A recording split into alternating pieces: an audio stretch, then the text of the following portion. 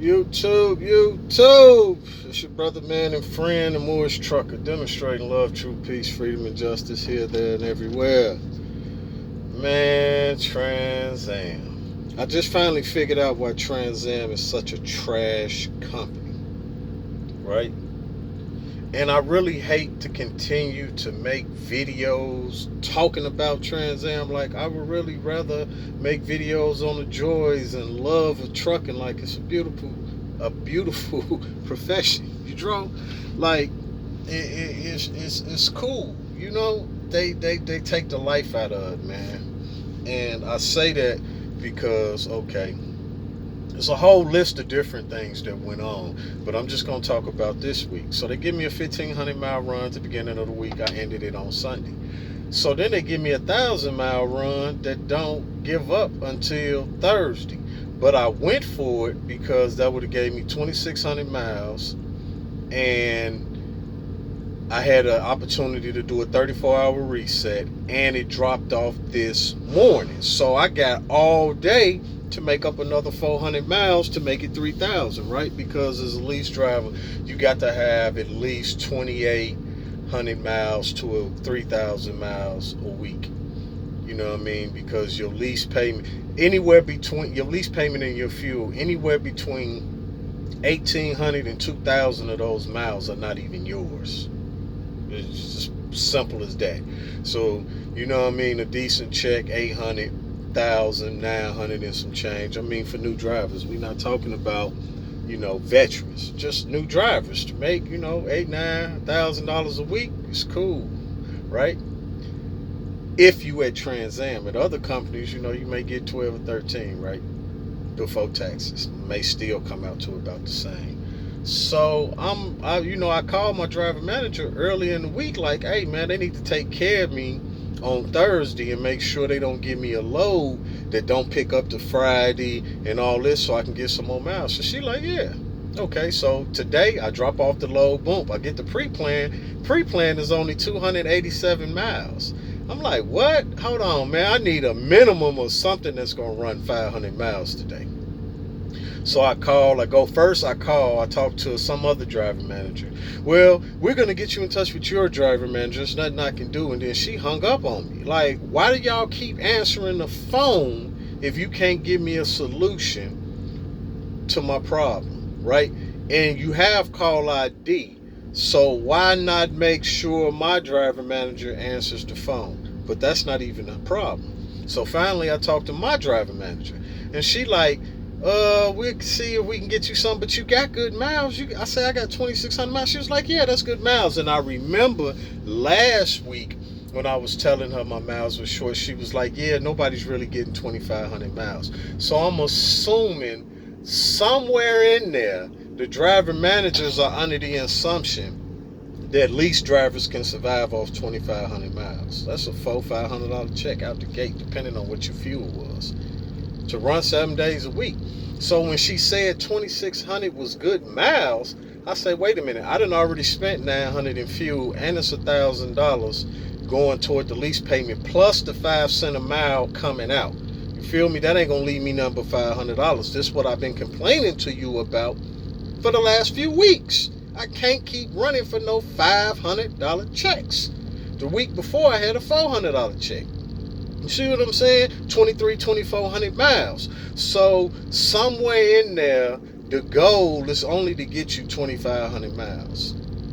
So not even the driver managers know that as a lease driver, you have to get at least 3,000 miles a week, because you out 1,000 with the lease payments and the insurance and the 5 cents a mile and tax and all this other stuff, fuel tax they take out of you. You're looking at about 1,100 and some change right there. Then your fuel, I can fill up with $300. That'll get me about 1,100 miles. You see what I'm saying? But what happens is you run your APU, you sitting. It's a lot of things going on to where the fuel going up hills, because it's got a garbage ratio on the drive shaft. So going uphill fuel. So I'm always every week anywhere between $800 and $900 in fuel alone. And that's just getting 20 some hundred miles. You feel me? Then they say, well, you overfueling. Like, now, I got 3/4 of a tank left. That would have got me another 400 miles. I wouldn't have had to get no fuel today. You see what I'm saying? I'd have been on empty. And then tomorrow I would have filled up. You see what I'm saying? So there's nothing you can really do about the fuel, because you need the fuel to get where you're going. And I don't like to ride on E unless it's Thursday. So I may still have 1/4 of a tank and maybe still got 1,000 miles to go. Go ahead and fill up, especially if I'm running through the mountains. I just came from North Carolina. I'm usually running up through Pennsylvania. So it's a lot of uphill shit going on.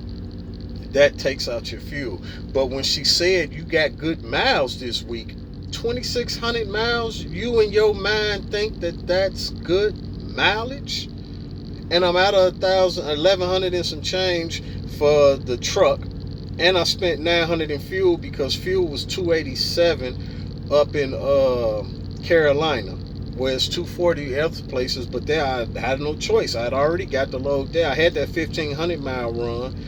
That I had to took a tank and a half. Then I had to fill up again to get to this. You see what I'm saying? So depending on fuel prices, like now I'm at $900 in fuel. $900. So I'm already out of $2,000. So 2,000 of those miles not even mine. Then they got to take out the 5 cents a mile plus the fuel tax and whatever else the fuck they take. So I'm looking at a $500 check and some change. Then y'all just gave me another run for 180 miles today for the pickup. Then the other 200 miles don't deliver until tomorrow. So that may be, I probably, with the fuel, I could have definitely did that. That's another $300. That's still $800, man. And then, like I say, the 5 cents a mile, that's probably would have knocked it down to 7 something, right? But here's my issue. Now, starting into the week, the load don't deliver until 3 p.m., which means my clock is in limbo. Feel me? Like, so now I'm understanding why Trans Am is garbage, because the left hand don't know what the right hand doing. Should be no reason that the driver managers do not understand my drivers need at least $2,000, 2,000 miles to cover expenses. Everything after that is in their pocket. So how do you figure $400, $500, $600 is okay for somebody running 7 days a week, responsible for the load and shit like that, man? At this point, I'm just tired of crying about it, man. And I'm really debating on what my next move is, because I only got 5 weeks left in the lease. Feel me? And there's money on the table. I got $1,200 in my maintenance account, and the only thing coming up on this truck is an oil change. And I got a cracked windshield, so that may be about $600 or something, right? So my maintenance account is good. My escrows are at $400. Another $100 and they be maxed out, right? And then you, out of the 5 cents a mile they take from you, they give you 3 cents a mile back. So it's a little bit of money on the table, but one in the hand is worth more than two in the bush. If I'm gonna continue to make $400-500 every week, there's no way I can make it to the end of this lease, because I got people at home depending on me, man. They expected me to be out here on the road to handle problems, not be out here calling about problems. I'll wait the next week and I'm gonna try to figure this out, or I'm gonna pull some money off my credit card, and you know what I'm saying, I'm damn near finna go into payday loans fucking with these people. You feel me? But now I'm clearly understanding, because they have the miles, they have the loads, they got the product that needs to be moved. But there's a lack of communication as to the information that the driver managers have, we have, and the planners have, because the planners keep coming up with the dumbest fucking trips for me. But as a driver manager, I'm thinking, and I could be wrong, that their job is to ensure that we are successful, right?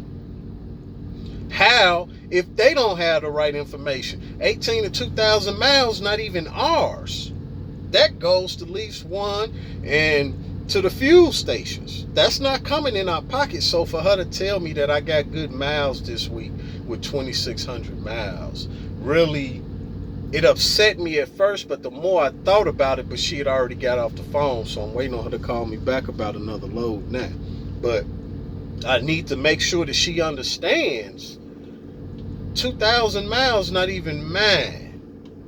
That I'm working that shit for free.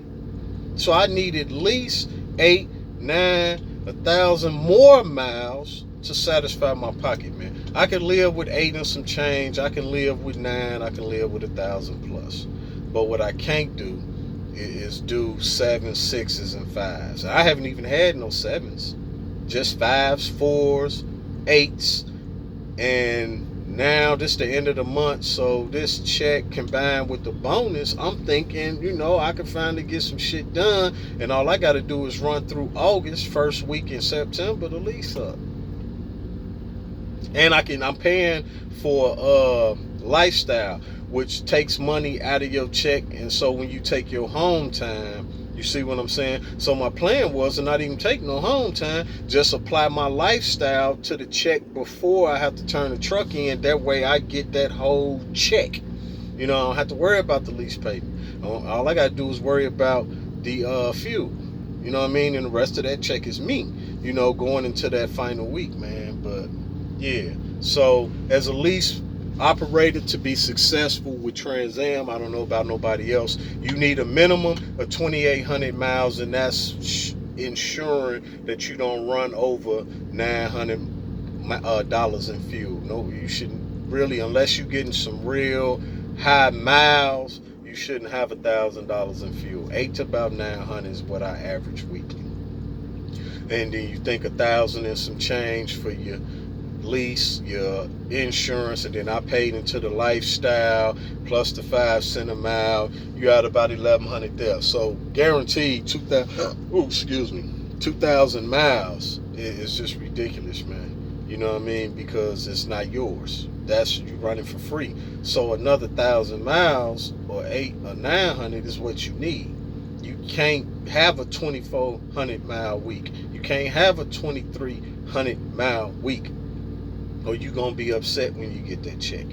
So with that being said, Trans Am got a lot of training issues, man. Like a lot of things that we were supposed to be told in orientation, like relays, hotels, breakdowns, a lot of different things were not explained to us in orientation. So when we got out here, it hit us like shock. It hit me. A lot of people I know that already quit that started in my orientation class. They're already up and gone.